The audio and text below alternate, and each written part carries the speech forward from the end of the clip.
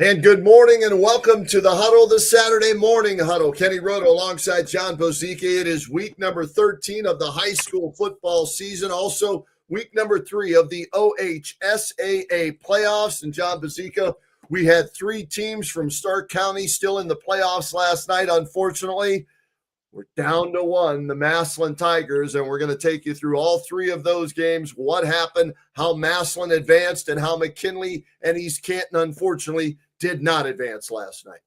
Yeah, unfortunate night for our teams in Stark County. Really thought they had a chance to get some things done last night and just didn't turn out that way. Not the night for East Canton. Went up against a great Mogadore team that might be one of the best teams in Division 7. Honestly, Kenny, they might have a really good chance to take it all the way and go all the way to the state final. And then in the case of McKinley, just an absolutely heartbreaking end at Mender. Was right there and just came up so close. And as we were talking about on the phone last night, Mentor has snake bitten the Bulldogs multiple times in the playoffs going back to like 2006. So it doesn't get easy playing against the Cardinals, and man, they should have won the game.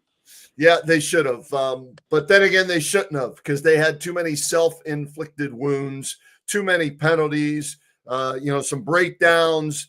It was, you know what? If you didn't have a dog in the race, right? If you were just watching a high school football playoff game in Division 1, Region 1, you didn't care who won. Mentor McKinley, 25-24. Mentor wins on a 2-point conversion. It was a phenomenal game. If you are a Mentor Cardinal fan, it ended up great for you. If you're a McKinley fan, you're sad this morning. You're down, but not out. Because if you go back, if you're looking for baby steps in Renzi Parnell's first year as the head coach with the McKinley Bulldogs, they played that same Mentor team in this same round last year. 31-0 Mentor wins that game last year. So here you go to Mentor, an hour and a half drive, whatever it is, right? That always adds some intrigue to a matchup. You go there, you're leading 9-3 at halftime. You're leading 24-17 with a minute 47 left, right? That close, right? That close. You scratch and claw Al Pacino in any given Sunday. And they just could not make the final play to get the W. And so, give Mentor credit for finding a way to get it done, as McKinley gave them everything and anything they could ask for. And this is early on right there. There's an interception after the first touchdown is scored by McKinley.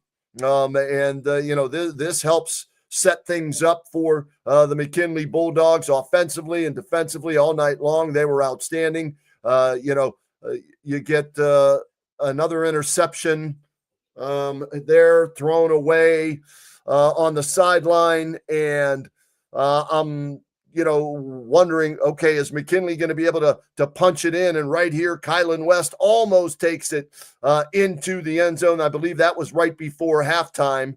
And they had to settle for a field goal right here to take a 9-3 lead into the locker room instead of getting a touchdown there, which would have made it a 13-3 lead. And maybe that came back to haunt them in the end there. But just a great game, great plays all over the place.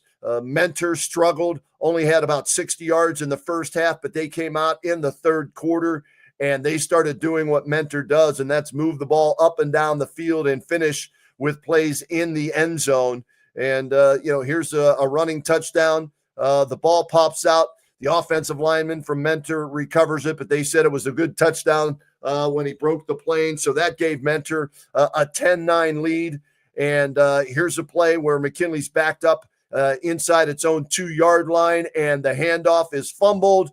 Mentor is able to recover at the 1-yard line here on this play. And this is one of those mistakes we talked about from McKinley. They were so close, but yet, they would shoot themselves in the foot with penalties or turnovers. And here's a perfect play to the pylon right at the goal line. The catch was made in the end zone, broke the plane. So all of a sudden, Mentor is up big. But then right here, how about this scoop and score? This baby's going back 94 yards. The game was all but over right there if Mentor takes it in for the touchdown as they were up 17-9. But Dwayne Robinson with a 94-yard scoop and score after the big hit from Colin Hinkle. And McKinley goes for two. They get it. All of a sudden, we are tied 17-17 going into the fourth quarter. And this huge play right here, great catch for McKinley by Britt, 29 yards on 3rd and 11. And then Kylan West does his thing. He goes outside, cuts back inside, twists, spins, and turns, falls into the end zone. McKinley goes up 24-17. The Bulldogs are feeling pretty good about themselves with 1:47 left. But unfortunately, John Bazika, they did the little pooch kick, and it set up Mentor in great field position. And then on 4th down and goal, Mentor throws the alley-oop up to Hodge, their outstanding wide receiver. Justin Hodge going to Miami of Ohio. He goes up high to get it.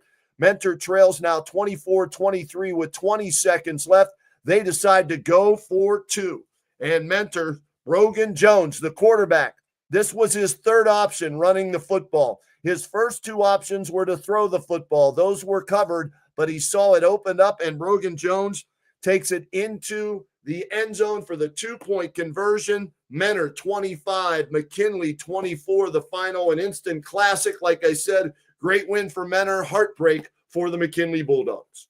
Yeah, some outstanding highlights there, Kenny. Great work last night. Those were a blast to go back and watch all of that, see the game unfold. You know, I was saying earlier as we started the broadcast that, you know, it's one of those cases you look back at the history between these two, and 2006 Mentor really kind of got their fast break football going. They had a quarterback, Bart Tansky was his name, and he led Mentor on a drive down the field in a state semifinal to win at Massillon 18-13, beating a really good McKinley team. So it kind of started there. Yeah. And you go forward some years, they play a little bit in the regular season.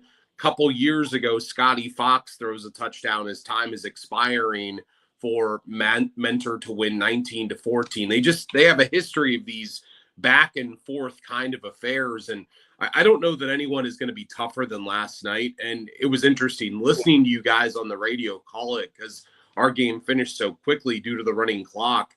Just the decision to go for two as well. Matt Gray, what about the just absolute, you know, I don't know what you want to say, cojones on that guy to go for two. Let me jump in there, John, because of that. He said there was no doubt, and they knew the play they were going to run. They ran it. It was the third option, the quarterback keep on that, right? And I said, how long you been working on that play? August. How often do you work that play? Every day in practice. So that was their one play, right? Every team is supposed to have that 1-2-point conversion should it come down to a situation like this. And Matt Gray said that was our play since August. Every day, we had no doubt. We're at home. We're going for the win.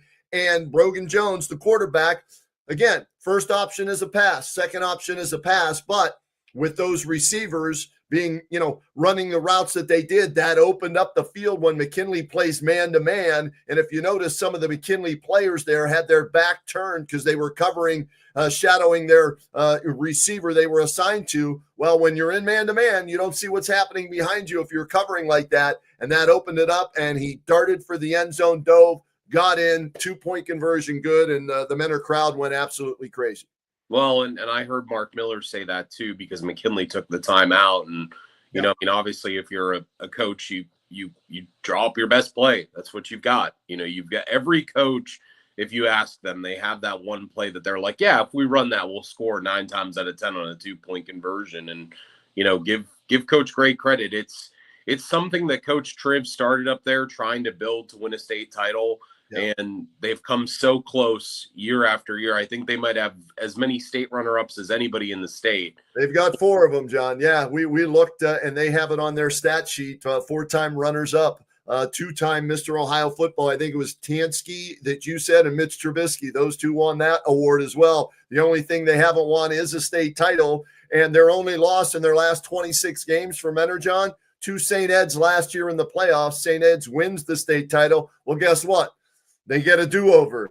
Friday night, it's going to be St. Ed's and Mentor squaring off again in the playoffs, but we don't know for sure if Jackson Farley will be available for Mentor. And this is something we haven't mentioned so far. Jackson Farley, coming into the game yesterday, had rushed for over 1,500 yards and 26 touchdowns for Mentor. He hurt his knee last week in the win over Jackson, 52-6. He did not play yesterday. And I got word before the game he wasn't going to go, but they have not ruled him out for the season yet. That doesn't mean he will play against St. Ed's, but they haven't said his season is over. So we'll have to wait and see if Jackson Farley gets in the game. If not, then they're going to have to rely on Braylon Callahan, Dominic Burns, Ryan Orsog, 3 running backs, and one of those 3 got hurt last night as well. Don't know the severity of that injury. So they may be down to their 3rd and 4th running backs taking on St. Ed's next week. But they care, but they don't care because at least they had that chance to play, where McKinley, unfortunately, their season is over at what they finished now, 9-3. Yeah, and ultimately, I mean, even though they don't have him, I mean, it's got to be, you have to have that next man up mentality. I mean, you can't think about that. You can't worry about that. And, they will figure it out. They will get things done. They will, it's a great team. It's a great program that they've built at Mentor. As I said, started with Coach Triv. You and I both have a ton of respect for that guy, what he built there. And, as you always call it, fast break football. It's something that's different. And, it's always been tough to defend, and a lot of teams have adopted it over the years. So they'll eventually get it done. It's heartbreaking that McKinley Kenny has been searching for a win like this for so long. Yep. I mean, you really have to go back to almost the Brian Cross years of almost 20 years ago to the last time that McKinley got a win like this. I know Ron Johnson the one year made it to a regional final where they lost to Massillon, but they've just been searching, and it really seemed like this was going to be that time, and they just came up short. They came up one step short. In the paper today, I saw, I think 2006, the last time they got out of the 3rd round. So Josh Weir did a great job with his article in the repository today. But yeah, a tough loss for the McKinley Bulldogs. They lose 25-24 to Mentor. And, their season is over. We'll get to your game. East Canton comes up short on the road at Mogadore. But, John, we've got one team remaining, and they're the top dog, or I should say they're the top cat in Stark County once again, with a state championship still on their mind. The Massillon Tigers get a win last night in convincing fashion on the road in Columbus. Yeah, and not just a win, but Kenny, we've got some highlights thanks to our friend Seth Bailey at Massillon. He's on the sideline every single week and does great work. And we're going to show those highlights as we're talking to Coach Moore. But I want to show this before we get Coach Moore on. This Anthony McMullen Jr. last night. Oh, man. Look at old boy hit the truck stick. Wow. I don't even know what that is on the Xbox anymore, but this is a nasty run, just running over dude on his way to the end zone. And of course, he gets the chance to flex. Wow. And that's a perfect way to start to bring in Coach Nate Moore. Coach, congrats on the win last night. Thanks for joining us on the Huddle. I think is that Anthony that you've got with us now? No, we've got Jay Will. Oh, Jay Will, nice. Well, let's.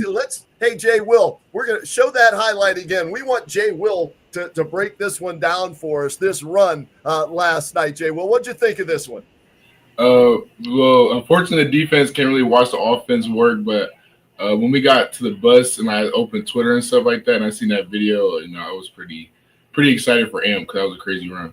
Anthony McMullen Jr., 80 yards, 2 touchdowns, and boom! Get out the way, man. He just bulldozed him, ran him over, and you guys did that for the entire night. And Coach Moore, thanks for getting up with us on the Saturday morning huddle. Jaden, we appreciate you joining us as well. Coach, what stood out to you the most with that victory last night as you go on the road and really take care of DeSales 48-14? What stood out to me the most is we didn't start very well. And we were pretty sloppy, I thought, through the whole game. I thought the effort was there, and we certainly made some good plays at times. But overall, I don't think it was our best performance. And And so we have a lot of work to do. Yeah, Coach, I heard you say that after the game last night with another media, and you win 48-14, and you say it's not the best effort that you could have put forward. What in your mind has to change moving forward for it to be that effort that you would like? It really just comes down to consistency. I mean, you got to be that guy all the time. You can't pick and choose when you're dialed in, when you're focused, and when you're not. You have to be that way all the time. And so we're on a quest to become the best team that we can possibly be, and we weren't that on Friday. But Coach, how nice is it? Even though you weren't, you still win by 34 points. So that's I know you want to be up here, right? You're striving for that perfection. And if you strive for it, you may only be here or here, but it's still good enough to win. So what's that say about your team that even though you're not happy with it, you still won convincingly yesterday? Well, I mean, we're certainly happy to still be playing football, right? I mean, it could be a lot worse. Right. But we choose to concentrate on the things that are going to help us advance on our goals, which, sitting around talking about, how great this play was or how great that play was doesn't help us. Jaden, for you, hearing that, knowing the Massillon way, what are you doing as a senior leader to try to, I guess, get that out of the rest of your guys? I used to defensively, I feel like we made, a lot of mistakes that we continue was doing checks and stuff in practice. So this comes that we gotta come out stronger, faster. We've been harping all week that we couldn't start off slow. We couldn't make the same mistakes we did last week, even though or the week before that against Hoover. But I don't think we fulfilled that, and we just try to make it better this week in practice and make it an emphasis how we start off with that being Sunday practice. And Jaden, you know what the ultimate goal is, right? It's winning a state championship, and there are steps along the way to make that happen.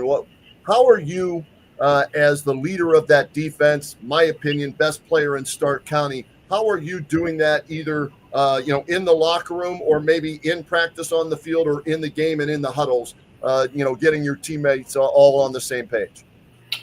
I would say, especially on Fridays, always make sure the guys is always level-headed. We fight a lot of adversity a lot of times, especially with that stuff that happened towards the end of the half, with the pick six. Defense, don't like seeing stuff like that. But I try to always keep my guys level, especially defensively and offensively. You can see they played a real well game yesterday, even though we had a lot of mistakes. But like I said in practice, we got to make an emphasis on just getting better, and we got this week, so it's gonna be a good one. Jaden, the effort last night of obviously one of your teammates, Deontay Malone, just what he does night in and night out. Speak to his explosiveness and just what he brings to the team and what he does on both sides of the ball. Deontay is definitely a playmaker. We need one. Everybody looks at Tay. As you see, he can play. He played on all three levels, which is with offense, defense, and special teams. So it just shows how hard of a worker he is, because people see the success he has on Friday, but we also been seeing Tay, all off season, work his butt off. So it just shows what type of player he is, and only being a junior, he got a lot to fulfill next year too.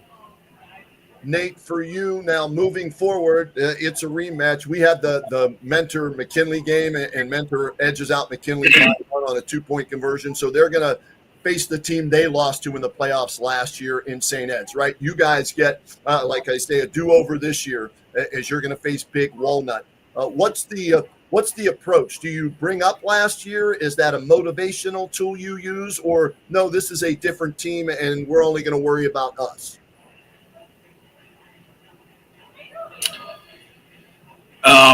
Well, I mean, last year did happen, right? And so that has to be dealt with. But last year is also last year. It's in the past, and this is a 2025 Massillon Tiger team, and our keys to victory all lay within our locker room. So as long as we take care of that, we feel good about where this team can go. Coach, I was reading this week, and I want to ask you about this. I believe it's called the warrior mentality, something that you guys follow. I really wanted to, I guess, pick your brain and ask you to speak to that, and just what that does for this team, and how that's become a cornerstone of your program. Oh, I thought were you going to share some of that? No, I wanted you to share it, because I was reading about it and about some of the keys to it, and how there's like a process of it, and it goes down a long list about this warrior mentality, and I wanted you to explain that to the folks that are watching. Oh, what did they say? I'm not familiar with the book. No, I was reading an interview that you did about it. Oh, from us. Yes. Oh, okay. Yeah, warrior culture is what we call it, and it's a distillation of the key factors or key axioms of warrior cultures throughout history, and we're just trying to draw on what men have been drawing on for thousands of years as they hone themselves and in preparation for battle. And Jaden, when you hear your coach bring that up, right? Coaches have different philosophies, different sayings, things of that nature. Obviously, there's a winning culture there at Massillon, but when that comes up, how quickly do the players buy into what coach is selling in that situation? Yeah, so it's definitely like a routine to us. In our team meetings on certain days, we go over like different warrior cultures, and we go up and like say them. So with me being a senior, I've heard it like 4 years now, so I'm kind of familiar with a lot of them. So it just shows how like the winner culture, like you said, and how we can harp it into football. Like for example, like unyielding loyalty or like disregard for pain and suffering. Like it all goes back into football. So it just shows what we talk about. Coach, how much do you like he's parroting what you've said, and that means he's a leader, and probably the other players around them are going to listen to him as well as you. Yeah, I mean, there's that's exactly what you want is you want these guys to take these ideas and use them to become the best football player they can possibly become. Because how you do anything is how you do everything. And if you can mold yourself into the best football player possible for whatever gifts that you've been given, then you're also going to be molding yourself into the best man, into the best son, into the best husband in the future. All those things are the same. So we are a developmental program. But that doesn't just mean football, and it doesn't just mean the weight room. It's all of those things together. Coach Jaden, appreciate the time this morning on the Huddle. Wish you guys the best of luck moving forward against Sunbury Big Walnut this coming week. And as always, thanks for stopping by the Saturday Morning Huddle, guys. All right. Thanks. Take care, guys. Go crack that nut next week, Coach. Go get them. Got to beat Big Walnut and take this thing hopefully all the way to Tom Benson Hall of Fame Stadium. And there's that run right there. That's big time. You know what, John? How about this? You know what that reminds me of? On the Kenny and JT show Thursday, we had Earl Campbell on. The former we're the Houston Oilers, love you blue, right? Earl Campbell was on with us. That's what Earl Campbell used to do in the National Football League, running over people like Anthony McMullen Jr. did right there. Campbell was 34, he's 24, but same result, man. Dump trucked him, steamrolled him, bulldozed him, dropped him like a bad habit, whatever you want to say. That's an angry runner and a punishing runner, and he hit pay dirt at the end, and that kid's going to have nightmares for the rest of his life. So, Kenny, we've got a couple things we want to get to here. We've got Louisville in the chat because I didn't see you. Coach Kappas and Trevor Burek are going to join us, an all-county kid, and, of course, we want to talk to Coach Cap. But I want to hear from Spider last night real quick. Talked to him for about a minute and a half after the game as East Canton fell last night, 47-14. And I just wanted to get Spider's words out there and have what he said about his 2025 Hornets be heard on the Huddle this morning, because the group obviously meant a lot to him. So here's our thoughts with Spider Miller after the game last night. Speak to this season, the fight that these guys had, and what this year has meant to East Canton football. Well, this one game doesn't define what we've done all year. We fought all year. We came out and fought the second half of this game. They're just a very good football team, and proud of our kids, love our kids. I mean, they work hard, and put us in this situation to be in the third round of the playoffs. And nobody was satisfied with that. That's not the ultimate goal, but you know what? They did. They played hard, did the best they could tonight. Yeah, Coach, being able to set new heights, 10 wins, third round of the playoffs, what does that say about this group, this program, and what type of expectation does it set for groups moving forward? Oh, this group had great resilience. I mean, they fought. I mean, they were accountable, disciplined football players, and hopefully that will grow with the young kids, and to be able to practice 3 more weeks with young kids, kids we got coming back, that's a plus. The crowd here tonight, the community support, I know that means everything, doesn't it? Yeah, our community has supported us, and our school, everybody in our school, everybody has, and we're very proud of them and thank them very much. Last thing for you, this group of seniors, special group for you. I saw the emotion as you're watching the alma mater. What did they mean to you, Coach?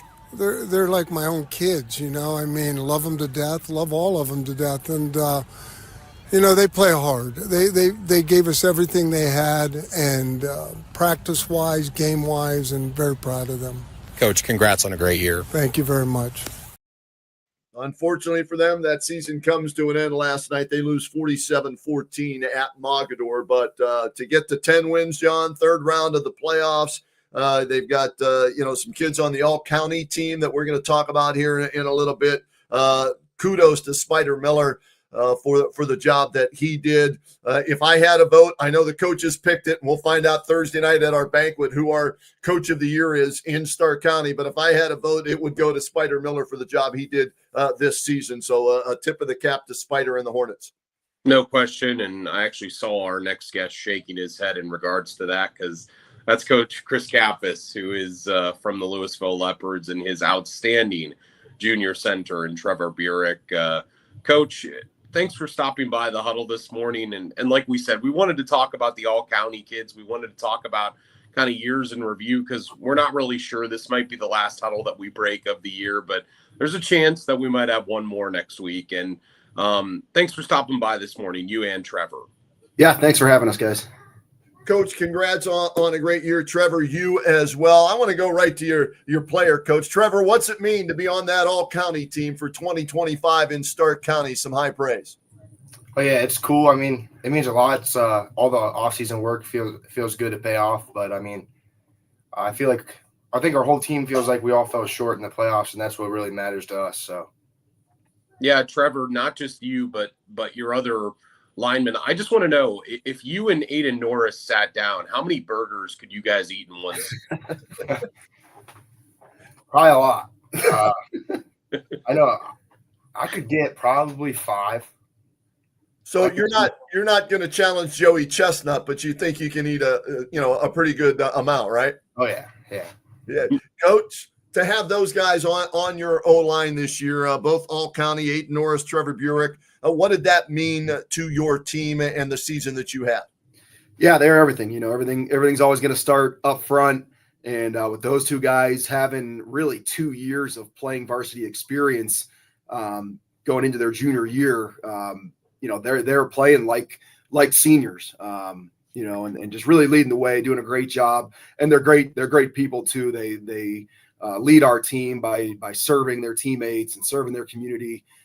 So it's just, it's great to have those guys on both sides of the ball up front. And, they're the line is always the heartbeat of the team. Trevor, do you feel like, for so many years there, Louisville football was kind of down? Do you feel like your class and some of these classes coming up are trying to bring back the tradition? And what are you guys doing to make that possible? Yeah, I mean, I feel like truly the senior class that we just had really set the standard for all of us with all the off-season work that we did. Mainly like Gabe Stouffer setting up all this stuff. He was a captain for us this year. He set up a bunch of stuff in the off-season for the whole team to get together, work out. Him and the wide receivers were there probably 3 days a week throwing the football in the off-season. So it's really, I feel like the senior class that we just had really started it and put us all on the right path. Trevor, for you, what's the best memory of this season? I'd probably have to say it would beat New Philly in the first game of the year. We hadn't won the first game of the year in, well, for as long as I was there, and then Quite some time. yeah, a long time before that. So Yeah. it was cool to be able to win that first game and then see the community rally behind us falling on. Coach, you know, we played the highlights that last week, losing in the playoffs like you guys did. What kind of, I don't even know if taste is the right word, but what does that leave for these guys moving forward, seeing how close they were to winning a playoff game and taking that next step? Yeah, obviously disappointing to not win that game, and we certainly had it in our hands, and missed some opportunities to close the game out on the last drive. And when that happens, you always see those come back to haunt you. But it was the next step in our program. No one on our team had ever been in a playoff game before, and Right. before this year, none of them had ever really played in a big game before. To get that experience, and for those guys to see that we belong there, that we can certainly beat that team and win the next game and the next game. So it's just it's you want to have the success, but at the end of the day, it's gaining that experience and gaining the confidence. And next year is the year we've had circled for a long time around here, just with Trevor's class going into their senior year, and the really strong group that we had this year as sophomores really stepping up. So it's it was a step in the right direction, but I think these guys know we have another level to take this program next year, and these guys are already begging to get back at it, and looking forward to next year. Guys, congratulations, both of you, on an outstanding season. We'll see you guys Thursday night at the awards banquet. Well-deserved, and best of luck in the offseason and into next year. Thank you. Thanks, guys. Thanks for having us. Outstanding. And John, before we go any further, we got to give some love to our sponsors here today as we're flying through the show. There's so much going on, but without them, we can't do all of that, right? So AkronAutoAuction.com, Chad Bailey and his staff, phenomenal. Unbelievable. Check them out online at AkronAutoAuction.com if you're in need of a vehicle. Marianne Donuts will have our sweet play of the week coming up a little bit later. And we've got a bunch of sweet plays this week to pick from. Community One Credit Union. We will have our player of the week, courtesy of Community One Credit Union, coming up here in a little bit. DeHoff Realtor, Ty Colucci, a new sponsor this year. Proud to have them on board, as well as Dirty Hands Excavating and Restoration, another first-year sponsor. So without those sponsors, we're not able to get up and bring you all these great interviews with coaches and players throughout the year. Yeah, Kenny, and obviously our goal was, as we said, to honor some of our all-county kids. We're going to talk to folks about the all-county team here in a bit, but we have like a Hoover Christmas party going on. We got one Hoover Viking, right? We got two Hoover Vikings. Can we get three? And then we got three. There we go. We have all three. over the place. Vikings are everywhere, and they're everywhere. As I hold up my sheet with the all-county team, a lot of orange on this sheet. And Coach Baum, I'm going to start with you. Thanks for getting up with us. Introduce to our viewers out there which two Vikings all-county players you brought with you this morning. Yeah, we have our receiver, running back, kick returner, playmaker, Jack Andes, and our two-way lineman, offensive defensive lineman. He's a stud, Jack Zarko. Guys, I want to dive right into it. Jack, the year that you had Jack Andes. Yeah, get your jacks right, John. Come on now. Got a pair of jacks. That's a good hand at the tables, or in this case here on the show. I was going to say I've got 20 on my cards already in my game. Jack Andes, the year that you had, the year that you put together, and I've wanted to ask you this all season. This isn't even your best sport. How much football means to you, and how much does the year that you had as a senior mean to you to set the tone for generations coming forward? Yeah, I mean, it means a lot. I'm already sad that it's over and that I'm realizing like I'm probably not gonna get the chance to play football again. Now I'm committed to baseball, but yeah, compared to last season, like after last season, I just put in a lot of hard work and I knew I wasn't satisfied with how I played, so I really want this season to be a big impact, and I mean, I believe it did. So. Oh my goodness, you kidding me? Quarterback, running back, wide receiver, kick returner, punt returner, punter. What? I mean, you did it all. What was your favorite position, Jack? Definitely receiver. I mean, that's the main one. I just love getting the ball and running. So. And John, I want to add to something he said a little bit ago. And he said, you asked him, this isn't even his best sport, and he may not play. You know, again, he's going to BG as a baseball pitcher, hitting about 92, 93 right now, which give him a few years. That'll be 98 probably, right? Knowing him, how hard he works. I'm excited about that. And I'm thinking back, wait a second. There was a kid from Jackson High School who won Stark County Player of the Year, and that wasn't his best sport. His name was Dylan Dingler, catcher. Yeah. He goes on and he just beat the Guardians this year in the major leagues. Here you are, one of the top players in Stark County, and that's the ultimate goal, right? I mean, this was fun for you, but Major League Baseball is the ultimate goal, isn't it? Yeah, that's right.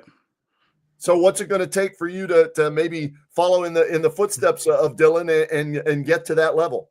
Yeah, I mean, just a lot of hard work, preparation, staying in the weight room. I mean, yeah, I gotta make sure I just handle everything like I've been doing. I don't want to overthink anything. Try to like, especially when I get to college, I don't want to, try to like overdo anything. Just keep playing my game, and yeah, we'll just go from there. Good luck in all of that. Great season. Yeah, thank you. Jack Zarko, I want to get to you, and then Coach, I eventually want to get back to you. I mean, we've got too many Vikings in one chat here. I think we're setting a number for this. Jack Zarko, the year that you were able to have, I mean, blocking for this guy, knowing the plays that he was going to make on the defensive side, speak to your year and speak to what you felt, the physicality that you guys brought to the Vikings this year. Oh, yeah, when you have players like Jack Andes making plays out there, it's pretty fun to, block for him. And then great running backs like Michael Lamline, who's just really like, he's just the guy you want to block for, And I think our team just together, we just wanted to, be the more physical team. If we come out there, be the more physical team with the athletes we have, we have a good chance of winning the game. And, a couple games got away from us, but yeah, I just think if you're the more physical team, then you're going to go out there and get the job done. All right, we'll go by last name. Zarko, what's the most memorable moment for you this year in the season? Most memorable, probably beating Jackson after falling short to them last year. That was a good one. Coach, Kenny, you liked that one too, didn't you? Absolutely. That's a great win. Kenny, I feel like anytime you ask a Hoover Viking what their moment of the year was, if they beat Jackson, that's probably – guys, I wanted to ask you, when your coach picked up the rail, I know that Kenny was telling me that was a big point of contention. Jack Zarko, we'll start with you. What kind of joy did that bring to you to see Coach hoist that rail and scream like he did in front of you guys? That was awesome. I don't know. It was just after last year, you saw they put the rail in this place. I don't even know. And we just have it in the weight room. So seeing Coach Baum hold it back up just put a huge smile on my face. Jack Andes, your thoughts when the coach showed how strong he was lifting that baby? Yeah, I mean, I honestly didn't realize how heavy that thing was. When I picked it up, I was like, wow. But yeah, Coach Baum has some good strength, and I would just say it was just being a senior, getting it back for one last time. It was a great feeling. So I was standing right near you. You were surprised by how heavy that was because I interviewed you right after the, and it's like you were like, oh, dang, you almost needed some help getting that up. Yeah. Not as big as Zarko, right? Yeah, that's true. Yeah. Coach, I want to get this in, John. The season that you guys had, everything that you overcame, what's it mean to you to have these two guys leading the way for you along with John Collins and some others, but they're all county guys here. What's it mean to have players like this in your program, helping you build this program now in your 11th season? Now, these are what the players aspire to be. Our younger guys need to do what these guys did. If you saw Jack as a junior, he was a skinny. He's a slot receiver, looked like one. He came back. He looked like a running back. He played quarterback. He played receiver. He got better balls. I mean, this kid played with confidence all year. And that's just talking about Jack Andes. That's what these seniors did. They worked themselves to being better football players. There's not a more MVP guy in the county than Jack Andes for what he was able to do for us. Anytime we played a down team, he didn't get the ball. He only got the ball when it was the good teams out there, and he put up the numbers that he put up. And Jack Zarko, hard working offensive lineman. He aspired to be a D1 kid, pushed himself in the weight room, and this is as his freshman year, and he just kept getting bigger, stronger. And if you watch our games this year, we started moving around to the point of attack. This is what we're going to do. And he was just as versatile as Andy's was, playing right side, left side, guard, tackle. I was very impressive, both these guys. Coach, I want to go back to a week that I got to see you guys, the week against Louisville, and just what kind of tone that set for this team. You guys go down John Collins early in the game. I remember you wanted to kill me after that because I talked to you about that before the game about not having an injury, but to be able to put Jack Andes in that position in the second half and draw something up like that, this team just had a special knack for the next man up mentality, didn't they? Yeah, we had 30 seniors, and that's good depth at the senior level. The guys that are ready, waiting for their opportunity. So it was a lot of fun. And when John went down, we tried some things and we realized, hey, we got to do something different here. And that different was, the Wildcat with Jack Andes, who has a quarterback background going back to junior high and stuff. So, like I said, it was always in our plans. If need be, we can do this. And, he executed it. And, for a week and a half, that is what we relied on. Everyone knew where the ball was going. He threw it a couple times, but everyone knew where the ball was going, and we were still able to execute and go get a couple wins. Yeah, Kenny, that's what I wanted to ask about. Jack, you did throw the ball in that game, and it sort of. Like a punt. Yeah, Preston Copeland's had a heck of a catch. Oh, yeah. There it is. I was going to, Coach, how much did you hold your breath with that duck in the air? Yeah, I wasn't joking. I thought he kicked the ball at first. Like, it's supposed to go to the outside guy. Just kind of went up, and I was like, okay. But Copeland's made a great play, and it was at a big time. Jack threw it where it needed to go, and our receiver made a play. Jack, finally somebody helping you out, right? All season long, somebody bailed you out, right? Yes, he did, yeah. Zarko, what a great memory to have, though. I know. Zarko, what are you thinking about Jack throwing the ball in that game? I mean, your head was probably down, but you saw it in the air, didn't you? I did. I remember looking up and I just saw the big wobbly duck in there, and I was like, oh God. But then when Preston came up with the ball, I was ecstatic. It was such a great moment. Yeah, Jack, how much fun did you have this year, Jack, playing all the different positions you did? And even in the loss to Massillon in the playoffs, I saw you lose your lunch on the sidelines, get back up, go in, take another big hit, go back in, and you wanted to finish that game. And you had over 200 yards of all-purpose yards and the only touchdown. How much fun did you have? It was just overall a great season. I mean, I didn't even expect to be playing all these positions, but I just had to do my role and for the team, and it ended up just being great. And I had a lot of fun, so that's the most important thing. Zarko, your coach mentioned about you wanting to be a D1 guy from the time that you were a freshman. Be able to build to the player that you are today. Are you going to go play college at the next level? Yes, sir. Right now, I'm committed to Miami of Ohio. There we go. Nice. Yeah. To be able to fulfill that dream, Jack, what has that meant to you? You got a teammate here that's going to be playing, baseball, Bowling Green, couple of MAC guys here, being able to say that you're going to be a Red Hawk at the next level, just the work that you put into that. Tell us about that journey. Well, ever since I was a little kid, I've always wanted to play Division I football. My dad, he played at Indiana. He used to take us to games, and it was like, this is what I want to do.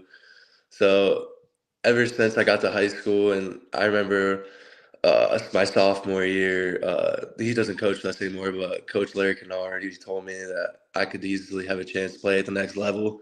Ever since then, I kind of just really focused on getting faster and stronger to get to the point where I could be a Division I guy.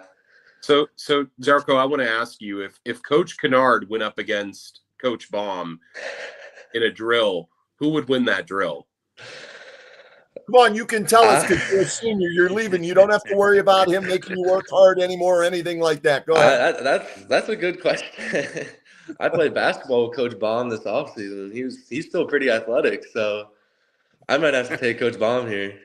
Coach Baum, what about you? You taking him down or what? Man, my athletic years are long gone. So. But this is what's so cool about having both you guys today, as John just pointed out. MAC guys, BG and Miami. So while it's not going to be the same sport, you guys might cross paths in the MAC somewhere along the way. And Ziggy Zumba, you know all about that already at BG, don't you? Yeah, I do. Yep. Coach Bob, you're shaking your head. Oh, Ryan Henry on staff. I got to hear about that all the time anyway. So, yeah, I'm sure those two have it down already. Oh, yeah, they do. Hey, guys, congratulations on great years for both of you. We will see all three of you Thursday night at the High School Football Awards banquet and look forward to catching up with you guys there. And thanks so much for joining us on the Huddle, not only today, but throughout the year, Coach, and with the players, and outstanding season for all you guys. Thanks for having us on. Appreciate it. Thanks for all you guys do. You got it, Coach. Love that. Pair of Jacks. How about that? We had a pair of Jacks right there from the Hoover Vikings. I just realized this, John. We had Maslin on to start, right? And one of the players up for Stark County Player of the Year, Jaden Williams.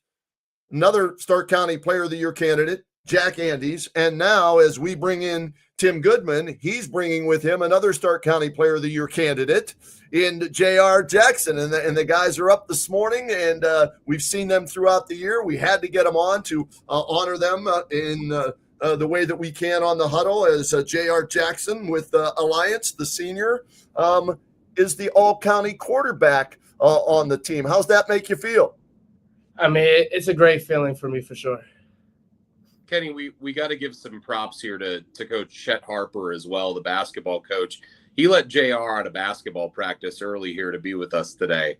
So JR is already a great basketball player. JR, I think you're going to play college ball at the next level for basketball, aren't you? Tell us about that. Yes, sir. As of right now, I am committed to play basketball at the University of Walsh. So committed to go play at Walsh for Jeff Young and stay here locally. JR, the year that you had playing football, though, and just the year and the tone that you set as being the leader of this team, what went into that for you, and what went into the work to make that possible? It was definitely a lot. I mean, me and my other seniors, we came together before the start of the football season and just knew that we had a big season ahead of us. So we just always put the work in day out to be great. Coach, what did it mean having this kid running your offense this year and getting you guys to your first ever home playoff game? Yeah, he made life easy, I'll tell you that. He's a player, special kid. He's the type of kid that you trust because he makes the right read. I mean, how many times I said, Jared, hey, be smart here, and he always made the right play. And when you have a kid like that, you kind of trust some protection a little bit weaker, some 50-50 shots, some you think might be there but might not. You put the trust and put the ball in his hands, good things are going to happen. So he made life easy as a coach. JR, when the coach says make a smart play here, what goes through your head in that moment? Because there's a lot of plays that you could make. So what's going through your head? Yeah, I mean, a lot. Definitely looking for the read first. And if the read's not there, I try to scramble and keep my eyes downfield to make a play. John Bazika, this kid is not only the first-team all-county quarterback. He could have been first-team all-county defensive back, first-team all-county punter. I mean, this kid did everything. How were you able to handle all of that, JR, while still being the quarterback in the field general? I mean, it's just a lot of focus. I mean, I just got to stay composed. I might mess up a play on offense, but I know I can always get it back on defense. Yeah, and you did 6 times, I think, if memory serves me correct, plucking that ball out of the – how much playing quarterback helped you, playing defensive back? I'll say a lot, definitely, because, like, I can sort of read the quarterback's eyes. Like, Coach Gilman always tells me I got to look off the safeties, look off the corners. So, definitely when I see the quarterback looking my way, I know I can try and make a play on the ball. JR, I know that you know, because all you have to do is wander the hallways of Alliance to see that gold football that's sitting in the case, knowing about who that quarterback was at Alliance back in the day, Len Dawson. what does it mean to be the quarterback at Alliance, knowing the history of that position there and just the history of Alliance football? It's a great feeling. Obviously, I know that Lynn Dawson's was a great quarterback. I definitely looked at his numbers sometimes and tried to compete with him. All right, I'm looking at our all-county offense, and I see J.R. Jackson, senior quarterback on that first team, Jaron Blair, senior wide receiver on that team. Who else am I missing? There's one more, isn't there, Coach, on the offense? Keaton Jones on the was a guard for us on the all-county team. There you go. So 3 guys from your team, Coach, make the all-county team. What's that say about the group you had this year? Yeah, I mean that speaks volumes. You know, it's always a little bit tougher for smaller schools or EBC schools to get guys on that team, and rightfully so because of the competition in those bigger schools. And you know, you go with federally schools and Massillon and McKinley, and you just had Hoover on. There's great players there. So whenever we can get one guy on, it's a tremendous honor. But to get 3 guys on, that speaks volumes to the type of season we had and the type of players we had in the senior class. And JR, I'm going to jump in with one more, John Bazika. Sorry, because these questions are just flying through my head, and I want to get it out here. You're with Owen McCroskey from East Canton. So a D, what, you guys D3, D4? You're D? Yeah. D3? Yeah, 3. Okay, and East Canton's D7. So our 2 quarterbacks on this year's all-county team are the small school quarterbacks ahead of Massillon, ahead of McKinley in that. What's that mean to you, JR, to know that of all the divisions, right, and the 19 teams we cover in the county, you and Owen are the top 2 quarterbacks? I mean, it means a lot. Massillon, McKinley, they all have great quarterbacks, but I always think that I'm one of the best around, so I compete like that. Tim, having this guy in your foxhole, I mean, he's the type of kid you want running the show, isn't he? Oh yeah, absolutely. Like I said, when the ball's in his hands, good things tend to happen. I mean, you look at the numbers; they speak for themselves. But you know, beyond the stats and the plays that he makes, the leadership qualities that he has, that he's the first guy.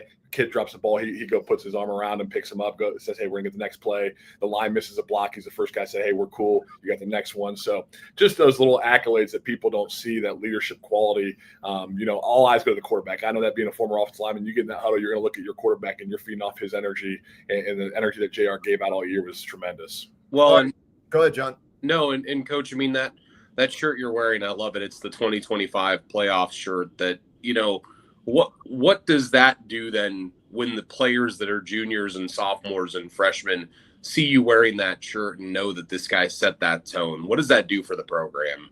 Yeah, I think it's tremendous. I think you already seen that. I think the records that he broke were Brendan Zerberg's records, right? Right. Seeing that these guys take that next step and competing with the guys in the past. I mean, you touched on it. The quarterback position at Alliance High School is tremendous. I mean, we've had guys go big time places, and so that competition, you love it. And that's what we talk about with these seniors a lot too. You know, you want those bragging rights when you leave and graduate and saying, "Hey, my school's going to beat your school this week." That never stops. So them setting that tone for those younger guys. Hopefully our younger guys saw what they did this year to have the success they did, and they can kind of take that baton and move it forward and compete with the ghost of J.R. Jackson. All right. So question for both of you guys. I'll start with you, J.R. Jackson. All right. You weren't the quarterback when the season started last year. You get moved to quarterback, and now you're the all-county quarterback. Was there ever a doubt in your mind when you made the move that you would have this type of success at quarterback?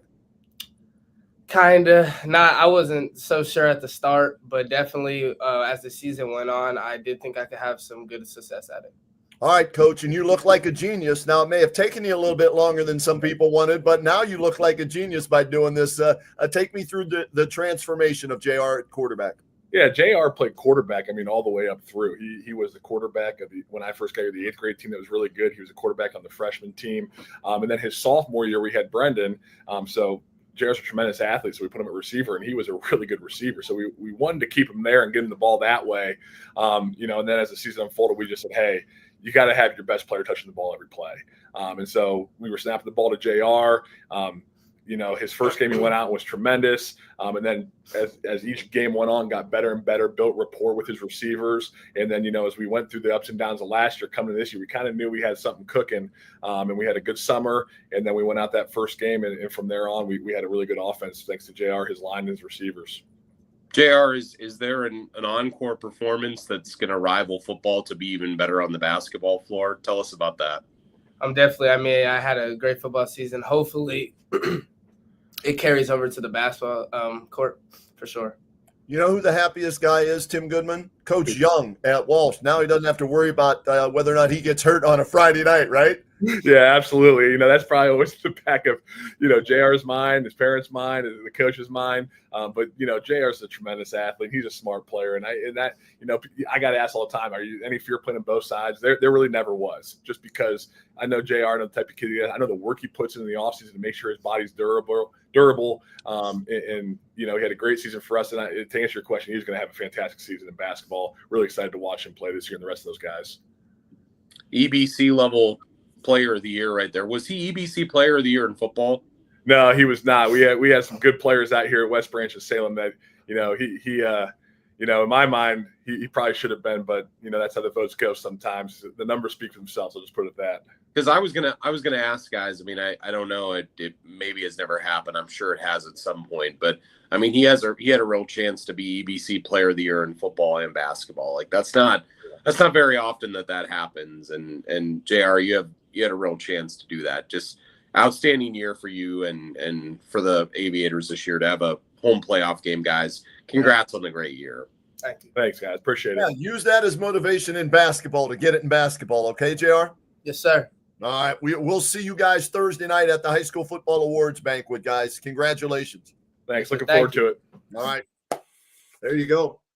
Kenny, we've got a couple. I was just going to say, the three of the kids that are up for Stark County Player of the Year joined us this morning. Jaden Williams from Massillon, Jack Andes from Hoover, and J.R. Jackson. One of those three is going to win the award. You're going to have to find out Thursday night who it is by coming to our banquet. You can get tickets right now at the radio station, WHBC. Walk on in, cash your check only, buy your ticket. Old Carolina Barbecue is going to be feeding all of us, which is fabulous. And then we'll find out who the coach of the year is and who the player of the year is. I was going to say there was a fourth in there too, Dylan Anderson from East Canton. And so there were four guys that were up for it: Dylan Anderson, Jaden Williams, J.R. Jackson, and Jack Andes. Man, could you imagine putting all four of those guys on the same team? Guess what? We did. Yeah, they're on our team, right? And John, let's do that. And then we've got to give some love to our sponsors. And then we've got to get our sweet play of the week. We're going to go long. It's okay. I canceled what I had to do. So we'll go long to, share this with everybody. But all-county team, here we go. 2025 offense, Stark County all-county team, as picked by the coaches, by the way. Okay, this isn't us. This isn't media. These are our 19 coaches who voted on this. Your quarterbacks, J.R. Jackson from Alliance, Owen McCroskey from East Canton. Your running backs, Davis Madsen Lake, Corey Jacobs Jackson, Kylan West McKinley, over 1,500 yards after last night's great performance. Javion McClendon from Glen Oak, Xavier Owens, over 200 yards last night, 3 touchdowns for Massillon. Those are our running backs. Our wide receivers, Giorgio Jackson, Massillon, Cam Evanich, Marlington, Logan Ullman from Northwest, Jaron Blair, Alliance, and Jack Andes from Hoover. Our tight end is it Snavely? Did I get that right? It's Peter Snavely, right, John? From Fairless, had a great year at tight end. So Peter Snavely getting the award at the tight end position. We only pick one, so that makes him really stand out as the top tight end. Our offensive linemen, the tackles, Aiden Norris, Louisville, Preston Daisy, Perry, Jack Zarko from Hoover, Logan Hayes, McKinley, and Marcus Garner Jr. from Massillon. Also, Cannon Jones from Alliance is one of the guards. Our center is Trevor Burek. Our kicker is Landon White. And so congratulations to our all-county offense.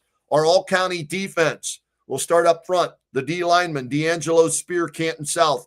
Gavin Salzwimmer from Lake, David Tully, Hoover, Colin Hinkle, McKinley. Huge hit last night. Jarred the ball loose for a 94-yard scoop and score for McKinley. It started with Hinkle crushing the running back.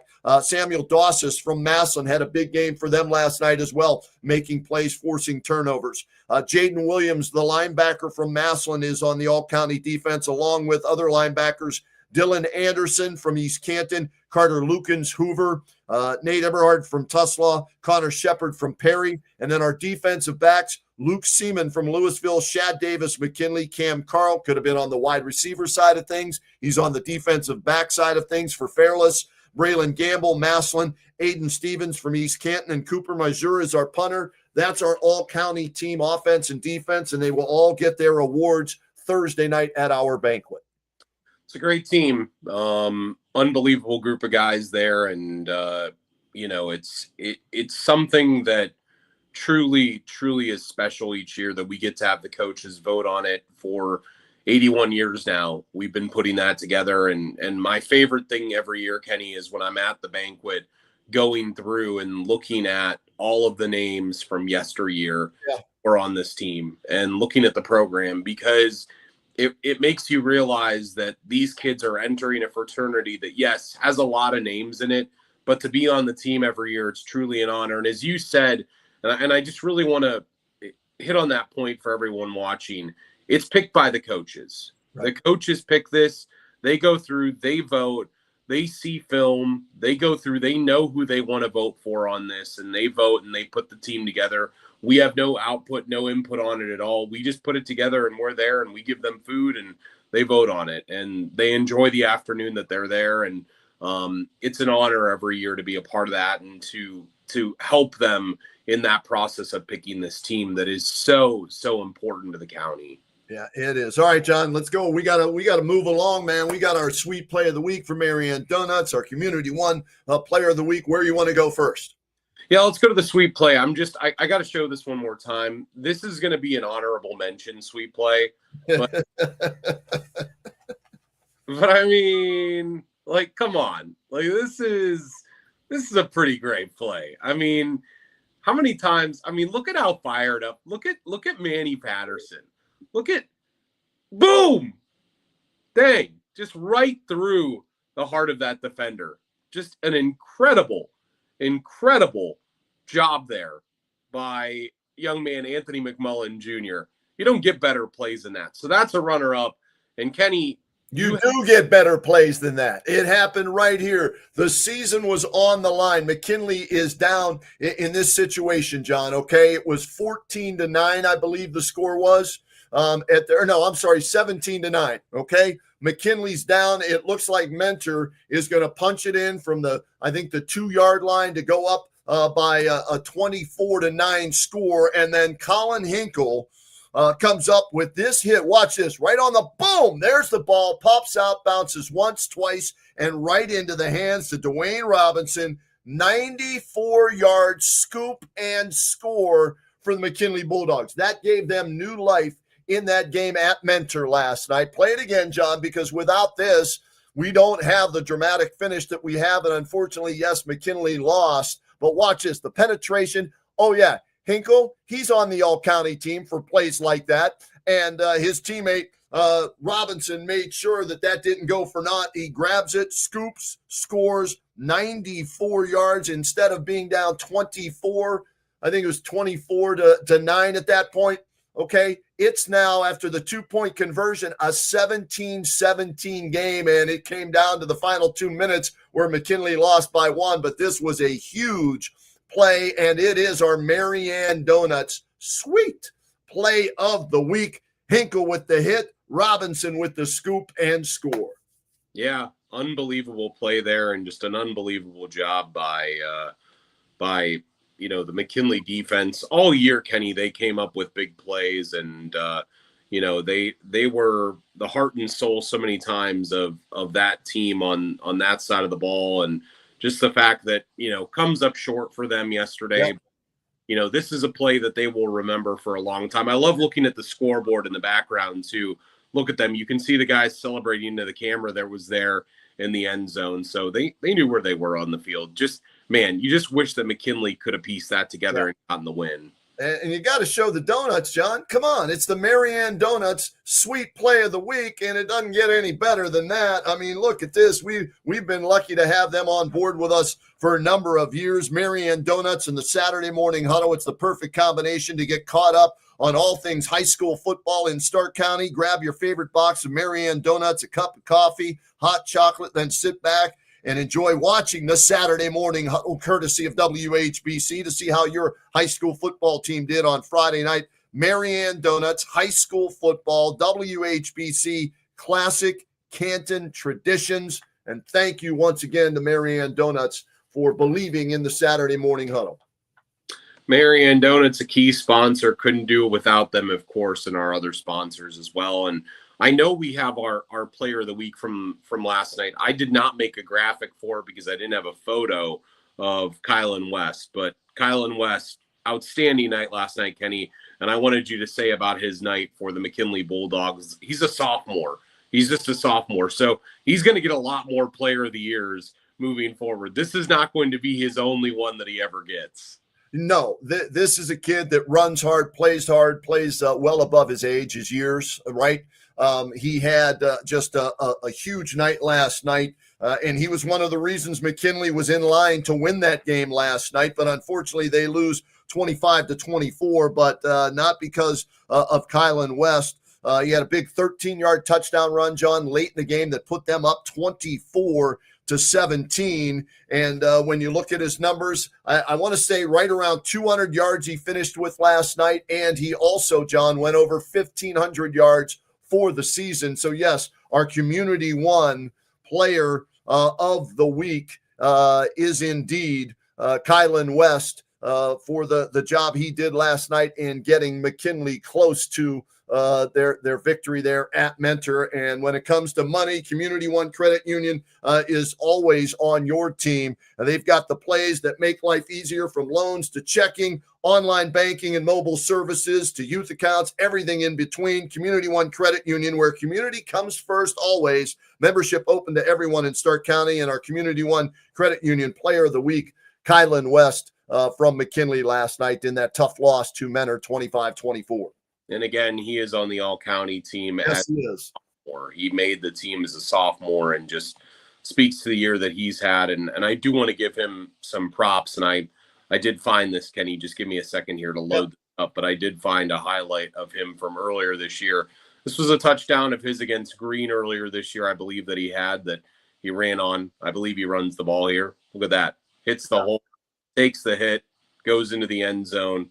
Got to give him credit where it's due. He had a great year for McKinley, and I think with him leading the way moving forward, McKinley has always had great running backs, Kenny, and Kylan West he's going to be one of the ones in a long line, joining guys like Mike Doss, and you go all the way back to like Wayne Fonts and Phil Martin from the 50s. Yeah, this guy's gonna be right up there with them. Yeah, so to recap what happened last night in and around Stark County with the high school football playoffs, Division I, Region I, a thriller at Mentor.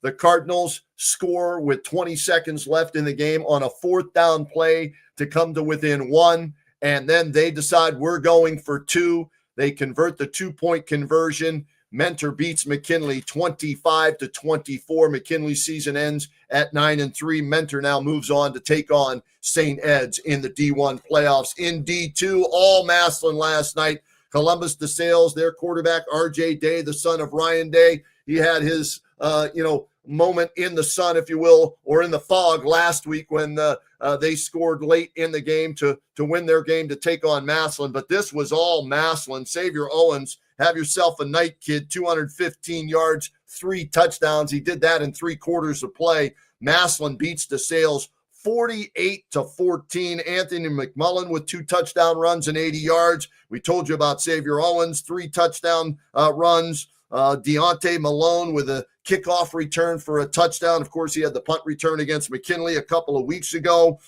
Just an impressive effort. And Coach Moore wasn't even happy. He told us earlier in the show with the way they played.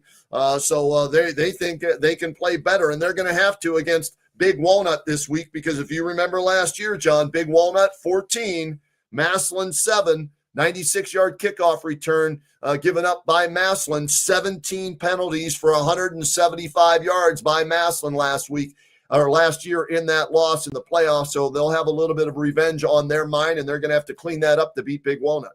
They will indeed, and that'll be the game that we'll have for you next week on 1480 WHBC as part of our Freshmark Sugardale game of the week. And again, just like most years, one standing, and it is the what did you say, the lone cat in the fight. left at the end of the year. Big Cat. How about that? The Big Cat in Stark County. Until somebody beats them, they've knocked off Stark County teams 28 straight times, John, going back to 2015. So somebody's got to try and knock off Massillon, and nobody's been able to do so in Stark County. And they're going for their second state title in the playoff era this year, and it'll be tough against Big Walnut, but we wish them nothing but the best. And your game last night, Mogador wins over East Canton, John. 47-14. Owen McCroskey with a 30-yard touchdown pass, I think, to Aiden Stevens in that game. He's our all-county quarterback along with J.R. Jackson. So they got on the board, at least didn't get shut out. But 10-win season, third round of the playoffs for East Canton, an outstanding year for Spider Miller and the guys. Yeah, there had been 2 9-win teams before this, one by Spider back in 2017. They lost to Cuyahoga Heights that year. They went 9-3, and then I believe it was 1989. Coach Dave Lyons, I think, went 9-2. And this team, first 10-win team in Hornet history. As I said, they're the historic Hornets, first 10-win team. I like that. And also, they were the first team to go to Week 13. So a lot of new heights set this year. Travis Kelsey and Jason Kelsey referenced, by the way, there. A lot of new heights set this year for that team. And Coach Spider has done it now for 10 years there, and he downplayed. We talked about that last night on the broadcast, Kenny, how he had downplayed just the year that they were having and the year that they were going to have, and for him to go all the way to round 3 of the playoffs, classic coach speak on Spider's part. He downplayed them before the season started, too, when we were at, the preseason dinner and everything like that. All they did go out and win 10 games and reach the third round of the playoffs. So great job by Spider Miller. And I like the historic Hornets. I'm going to steal that for Thursday night when you and I will be emceeing and announcing some of these awards. I put the things out there for people to use, Kenny, and I'm happy that you're going to get more mileage with that than I probably will. So my listenership waned last night as it went on.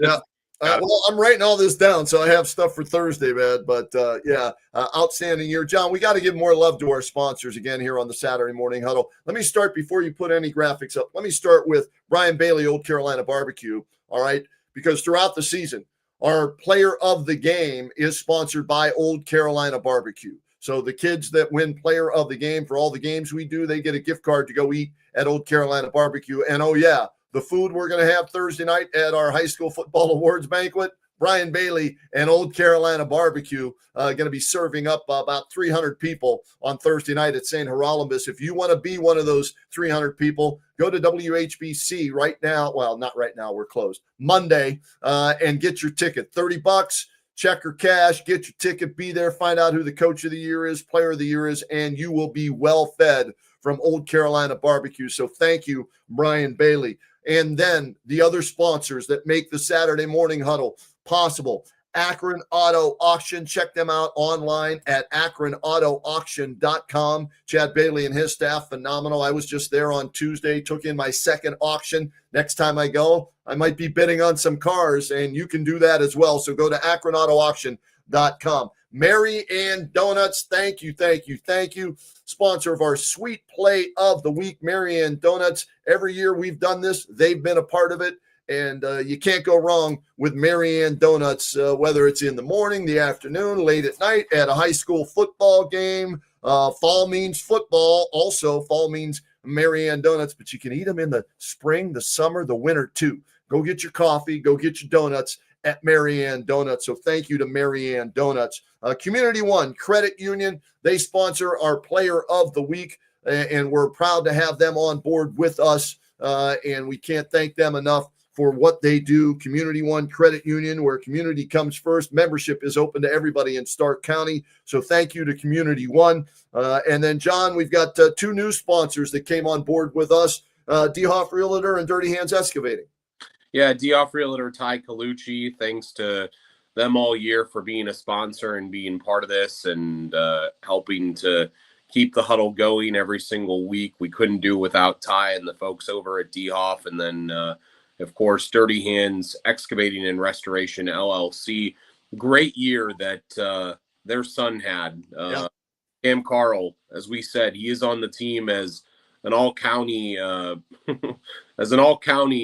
I believe defensive back, John. He could have been, first team All-County defensive back and wide receiver, right? He deserved to, but, the thing I like about the coaches is they want to get as many kids on, the All-County teams as possible. So they'll put them on one side of the ball or the other so we get more kids on it. But he was worthy of being on both sides of the ball. He was. And I want to go back, Community One Credit Union. Yep.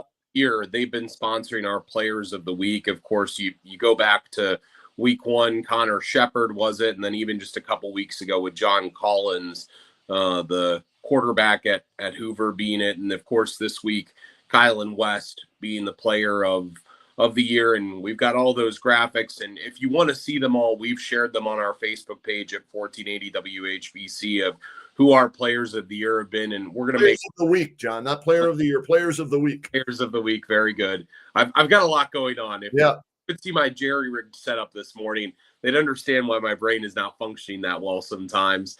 But yeah, no, outstanding for all of our sponsors, and we thank them for being on board all season. And Kenny, it might be the last time we break the huddle, but I think there's a chance we could do one more. Yeah, we'll see what happens, how far Massillon goes. The sponsorships are great. The viewers love what we're doing. We'll talk to people Thursday night at the awards banquet and get feedback from them.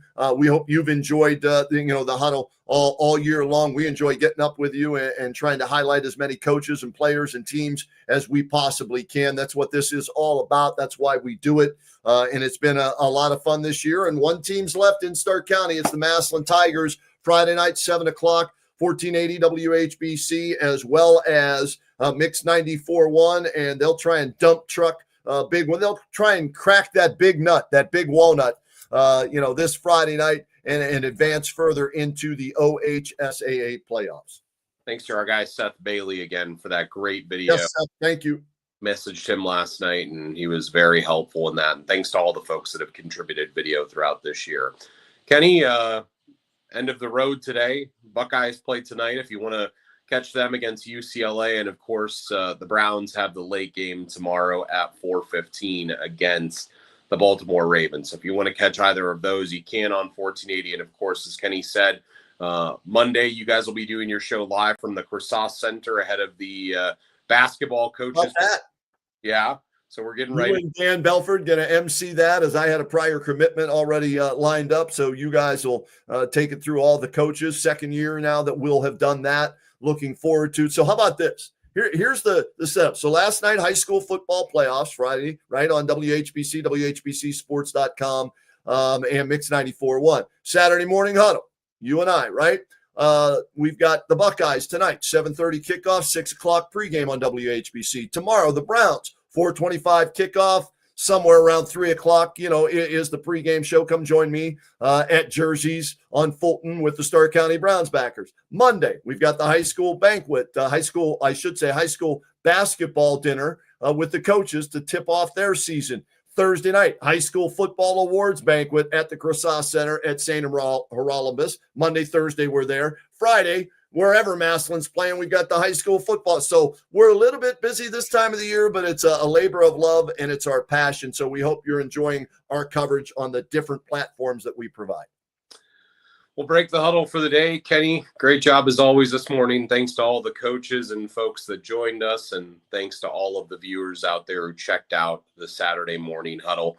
We'll catch you guys next time here on the Saturday morning huddle on 1480 WHBC. Have a great day, everyone. Go Tigers.